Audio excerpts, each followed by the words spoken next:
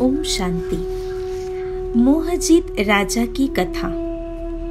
एक बार एक राजकुमार अपने कई सैनिकों को साथ लेकर शिकार पर गया। वह बहुत अच्छा शिकारी था। शिकार के पीछे वह इतना दूर निकल गया कि सारे सिपाही पीछे छूट गए। अकेले पड़ने का एहसास होते ही वह रुक गया। उसे प्यास भी लग रही थी। उसे पास में एक कुटिया दिखाई दी। वहां एक संत ध्यानमग्न होकर बैठे थे। राजकुमार ने संत के पास जाकर पानी मांगा। संत ने राजकुमार का परिचय पूछा। राजकुमार ने संत से कहा कि वह एक राजा का लड़का है जिसने मोह को जीत लिया है। संत बोला, असंभव, एक राजा और मोह पर विजय। यहाँ मैं एक सन्यासी हूँ, तब भी मोह को जीत नहीं पा रहा हूँ, और तुम कहते हो कि तुम्हारे पिताजी एक राजा है और मोह को जीत चुके हैं। राजकुमार ने कहा, न केवल मेरे पिताजी बल्कि सारी प्रजा ने भी मोह को जीत रखा है। संत को इसका विश्वास नहीं हुआ, तो राजकुमार ने कहा कि आप चाहे तो इस बात की परीक्षा ले लें। संत ने राजकुमार की कमीज मांगी और उसे कुछ और पहनने के लिए दिया। संत ने तब एक जानवर को मारकर उसके खून में राजकुमार की कमीज को डुबोया और शहर में चिल्लाता हुआ गया कि राजकुमार को एक शेर ने मार दिया। शहर के लोग कहने लगे, अगर वह चला गया तो क्या हुआ? आप क्यों चिल्ला रहे हो? वह उसका भाग्य था। संत ने सोचा कि प्रजा नहीं चाहती होगी कि राजकुमार भविष्य में राजा बने, इसीलिए इस तरह की प्रतिक्रिया व्यक्त कर रहे हैं।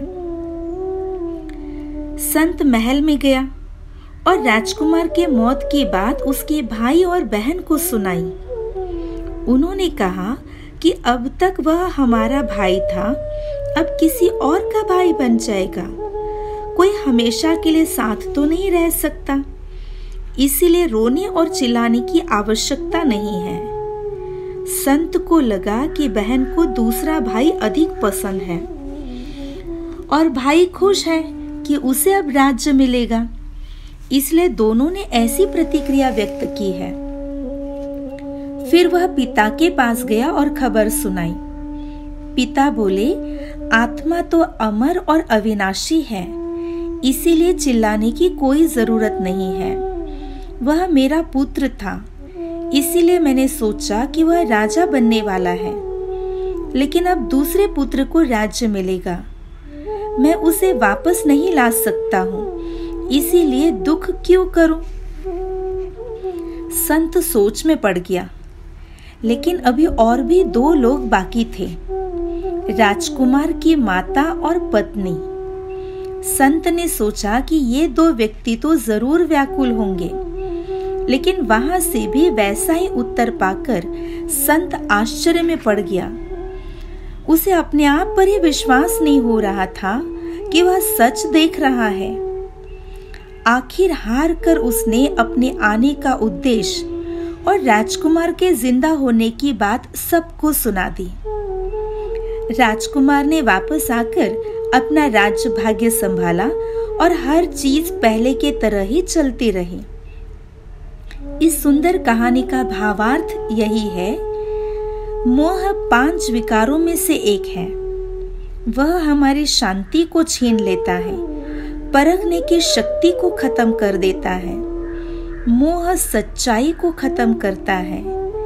जिसमें मोह है उसमें बुद्धिमानी नहीं हो सकती।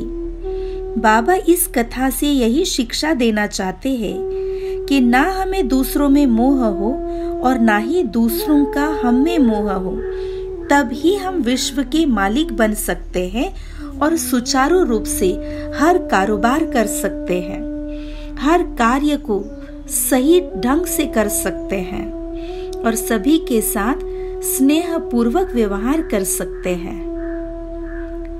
ओम शांति।